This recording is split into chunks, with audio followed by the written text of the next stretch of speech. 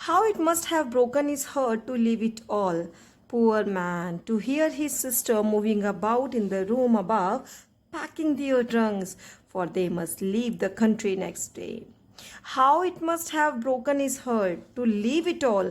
कितना उसका दिल टूटा होगा ये सब छोड़ने के लिए, ये जो उसने पेड़ लगाए थे, जो लताएं लगाई थी, जो अब बड़ी हो गई हैं, और ये सुनना कि ऊपर जो उसकी सिस्टर है ऊपर वाले कमरों में, रूम अबव ऊपर वाले कमरे में, वो पैकिंग दियर ट्रंक्स, वो जो अपने बक्से वगैरह पैक कर रही है, सामान वगैरह पैक कर रही है, उसकी आवाज़ उसे आ रही है। क्यों पैक कर रही है?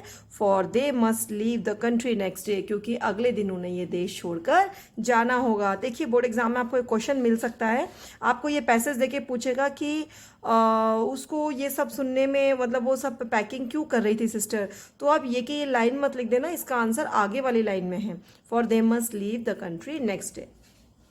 But he had the courage to listen every lesson very last, लेकिन एक टीचर होने के नाते उसके अंदर इतना करेज, इतना साहस था कि वो हर एक सबक को, हर एक पाठ को आखिर तक सुनने का साहस रखता था। After the writing we had a lesson in history, और लेखन के बाद हमारा इतिहास में भी एक पाठ हुआ, एक उन्होंने हमें इतिहास का भी हिस्सा पढ़ाया। And then the baby chanted their ba be B बो बू, उसके बाद बच्चों को उनके जो भी स्वर ज्ञान वो करवाया गया। Down there at the back of the room old Hauser had put on his spectacles and holding his primer in both hands spelled the letters with them. और जो पीछे रूम में, जो पीछे बूढ़ा हौसर बैठा हुआ था, आपको ध्यान है ना, बूढ़े हौसर आए थे पढ़ने के लिए आज अपनी ओल्ड प्राइमर यानी प्राइमरी क्लास की किताब वो लेकर आए थे। तो उन्होंने अपनी प्राइमर को दोनों हाथों में ले रखा था और अपने स्पेक्टिकल्स यानी कि चश्मे पहने हुए थे, और स्पेल्ड लेटर्स विद देम, और उन बच्चों के साथ वो भी बा बे बी बो बू करके लेटर्स बोल रहे थे। You could see that he too was crying, आप ये देख सकते थे कि वे भी रो रहे थे, बूढ़े हौसर भी रो रहे थे।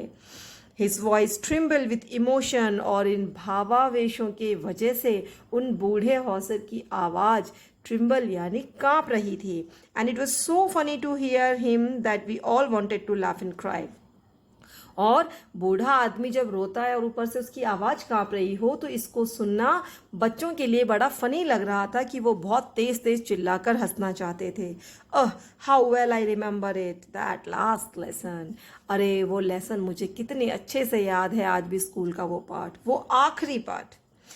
All at once the church clock struck 12, और एकदम से, ऑल एट वंस यानी एकदम से, चर्च की घड़ी ने 12 बजा दिए। Then the Angelus, at the same moment the trumpet of the Prussians, और फिर एंजलस में भी, और फिर इसी मोमेंट पे, इसी पल, इसी क्षण पर ट्रम्पेट्स यानी कि जो शंखनाद होता है ना, वो बजाते हैं, जो युद्ध से पहले ट्रम्पेट्स बजाते हैं, एक म्यूजिकल इंस्ट्रूमेंट होता है, वो जो होता है प्रूशियंस का, जो कि रिटर्निंग फ्रॉम द ड्रिल, जो कि अपनी प्रैक्टिस से लौट रहे थे, साउंडेड अंडर अवर विंडोज, वो हमारी खिड़कियों के नीचे हमें हॉर्न बजता हुआ सुनाई दे गया, बिगुल बजता हुआ सुनाई दे गया।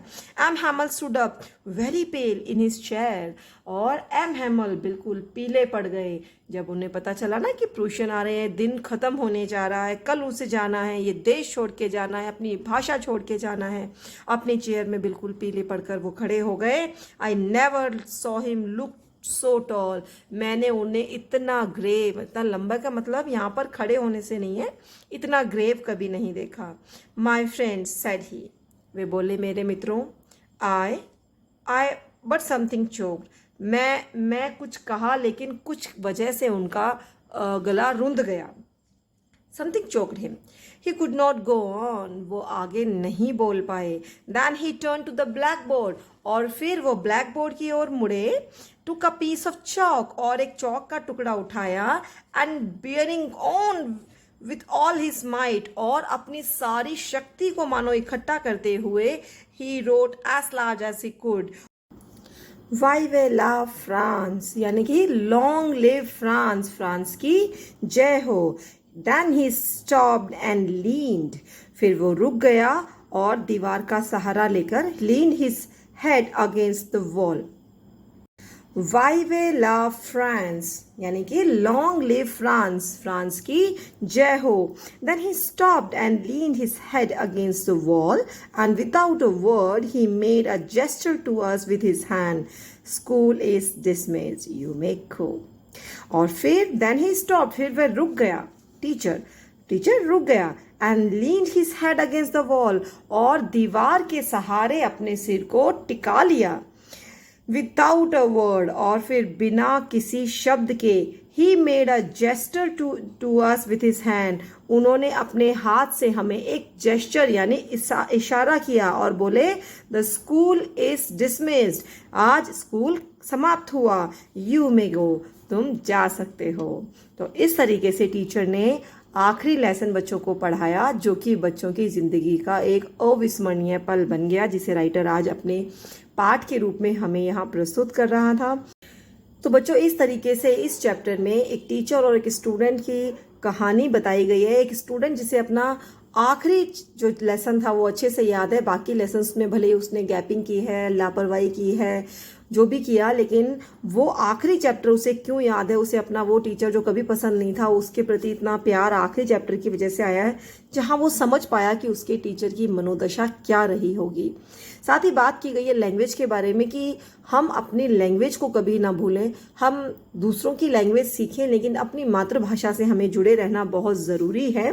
साथ ही बात की गई है एक टीचर की मनोदशा के बारे में, एक स्टूडेंट की मनोदशा के बारे में, बात बताया गया है एक स्टूडेंट टीचर रिलेशनशिप के बारे में, और बात की गई है चैप्टर में एक स्टूडेंट का एक स्कूल से जो रुझान होता है उसकी इम्पोर्टेंस के बारे में. चलिए, if you have any doubt, कोई मीनिंग समझ नहीं आया या कोई डाउट है आपको, आप क्या कर सकते हैं, do write me in the comment section. आप मुझे लिख दीजिए, I will try to sort the problem out. तब तक के लिए थैंक यू.